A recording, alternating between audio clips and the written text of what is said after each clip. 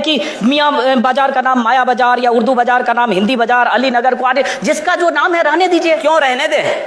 नहीं, मैं जानना क्यों रहने दे? इसका तर्क मैं जानना चाह रहा हूँ। क्यों रहने दे? हम जानना चाह रहा हूँ इसका तर्क। कोई तर्क ये है कि यह देश पहले वह माया बाजार था, औरंगजेब के समय मियाँ बाजार हो गया। हमने कहा नहीं, इसको फिर से माया बाजार करो।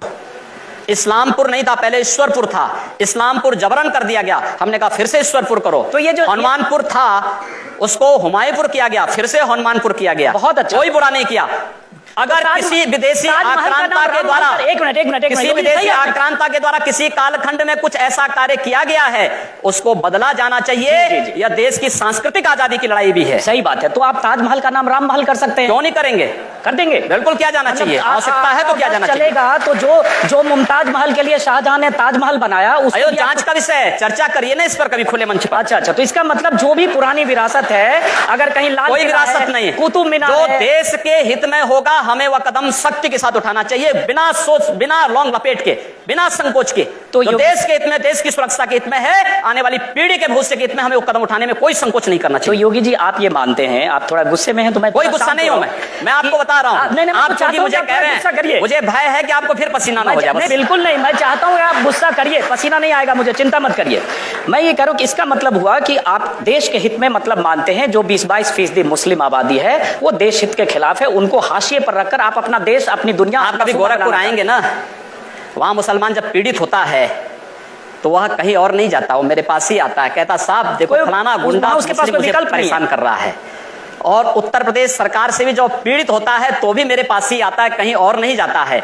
अकेले सांसद हूं जो 2-3-4 घंटे पब्लिक के लिए खुले उसमें बैठता हूं, कोई सुरक्षा नहीं, कोई तामझाम नहीं, कोई भी आए अपनी बात कहें और फिर अगर बातचीत से मानेंगे ठीक, नहीं तो आंदोलन का रास्ता वहां तय होता है। हर एक व्यक्ति की सुरक्षा और हर एक व्यक्ति का विकास आपको देखना गोरखपुर में जाकर के। एक बार इसको ये बोलेंगे, हर एक व्यक्ति मतलब हिंदू हो या मुसलमान, क्या बात कर रहे? जो भारत का नागरिक है, जो भारत का नागरिक है वो हमारा नागरिक है, उसमें जाति मत और पंथ कहां की बात आती है? जब अरे मैं सनातन हिंदू धर्म का उपासक बदलना चाहते हैं, सनातन हिंदू धर्म का उपासक हूं, सर्वे भवन्तु सुखिनः सर्वे सन्तु निरामया की बात करता हूं।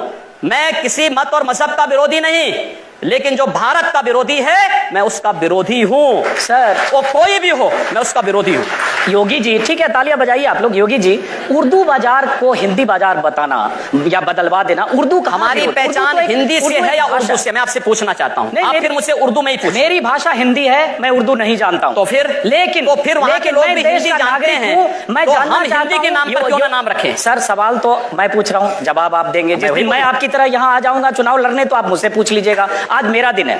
तो मैं ये पूछ रहा हूं कि योगी आदित्यनाथ जब पश्चिमी उत्तर प्रदेश में जिस ढंग से चुनाव प्रचार में जा रहे हैं, या पूर्वी उत्तर प्रदेश में जिस ढंग से आप चुनाव प्रचार करते हैं, और जाहिर है वहां आपकी फैन फॉलोइंग भी काफी है, क्या आपके दायरे में, आपकी राजनीति में मुसलमानों के लिए कोई जगह नहीं है? क्यों नहीं है? क्यों नहीं है? शाहनवाज हुसैन मेरे सबसे अच्छे मित्र हैं। अब डॉक्टर एपीजे अब्दुल कलाम को जब माननीय अटल बिहारी वाजपेयी जी ने राष्ट्रपति के लिए खड़ा किया था, सबसे पहला सांसद था जिन्होंने समर्थन किया था।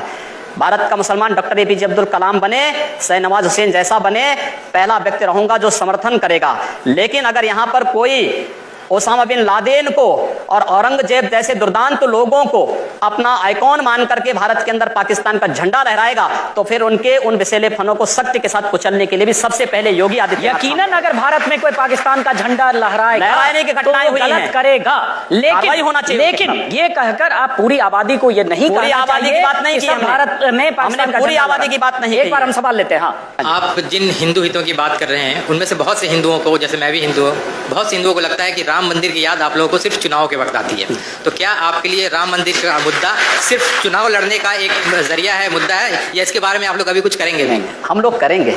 मैं कल ही रायपुर में राम मंदिर का उद्घाटन करके आया हूँ। भगवान राम का ननिहाल है और भगवान राम के ननिहाल में राम मंदिर का निर्माण हो चुका है, और ज्योतिषीय जो गणना है वो ये बताती है कि भगवान राम के ननिहाल में मंदिर का निर्माण अयोध्या में राम मंदिर के निर्माण का मार्ग प्रशस्त करेगा। लेकिन योगी जी जो उन्होंने सवाल, लेकिन तारीख नहीं बताएंगे। मंदिर भी बनेगा और समय आने पर तारीख भी बताएंगे। लेकिन योगी जी ये जो सही कहा उन्होंने सवाल पूछा कि राम मंदिर की बात चुनाव के ठीक पहले होने लगती है। जैसे ही अभी चुनाव की तारीखों का ऐलान हुआ, केशव मौर्य जो प्रदेश अध्यक्ष हैं उनकी तरफ से आ गया कि उत्तर प्रदेश में बहुमत की सरकार दो तो राम मंदिर बनाएंगे। जैसे बहुमत की सरकार मिलके सब 2/3 विधायक जाकर वहां सीधे मंदिर बना देंगे।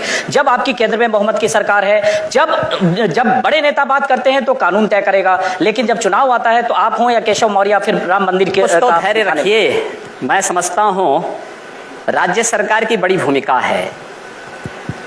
1986 में जब अयोध्या में राम जन्मभूमि का ताला खुला था तो कोर्ट ने राज्य सरकार से पूछा था कि लॉ एंड ऑर्डर को आप बनाए पाएंगे। राज्य सरकार ने लिख के दिया। मैं श्रद्धांजलि दूंगा स्वर्गीय वीर बहादुर सिंह जी को, जिन्होंने उस समय राम मंदिर के इश्यू को लेकर के, और स्वर्गीय प्रधानमंत्री श्री राजीव गांधी जी को, जिन्होंने 89 में अयोध्या से कांग्रेस के चुनाव प्रचार का शुभारंभ किया था। और मैं धन्यवाद दूंगा राहुल गांधी को कि राहुल गांधी अपने पिता का अनुसरण करते तो संभवतः कांग्रेस की दुर्गति नहीं होती। सवाल वो नहीं है स्वामी जी, सवाल ये है जैसे आपने कहा कि राज्य सरकार की भूमिका होती है, बड़ी महत्वपूर्ण। तो एक मैं सुन लीजिए, राज्य सरकार की भूमिका अगर होगी तो एक अमित शाह ने, जो पार्टी के राष्ट्रीय अध्यक्ष हैं, उन्होंने कुछ देर पहले मैनिफेस्टो जारी किया, कुछ दिन पहले आप भी मंच पर थे। उस मैनिफेस्टो में बहुत सारे वायदे हैं, वही वायदे पूरा करते करते शायद 5 साल में पूरा ना हो, तो आप वो वायदे पूरा करेंगे जो मैनिफेस्टो में दिया, या जाकर मंदिर बनवाने जाएंगे वहां जहां कानूनी मामला कोर्ट में? मंदिर भी बनेगा और ये विकास के सारे कार्य भी होंगे। हमारा विकास कार्य जाति मत और मजहब से ऊपर उठ करके होगा, सबके लिए होगा, सबका साथ और सबके विकास की बात होगी। जब आप बोलते हैं ना योगी जी कि जात मजहब इन सब से ऊपर उठ के होगा, तो बहुत दिलचस्प लगता है, क्योंकि जब फिर आपके बयान पढ़ने लगते हैं तो लगता है जो आप बोल रहे हैं और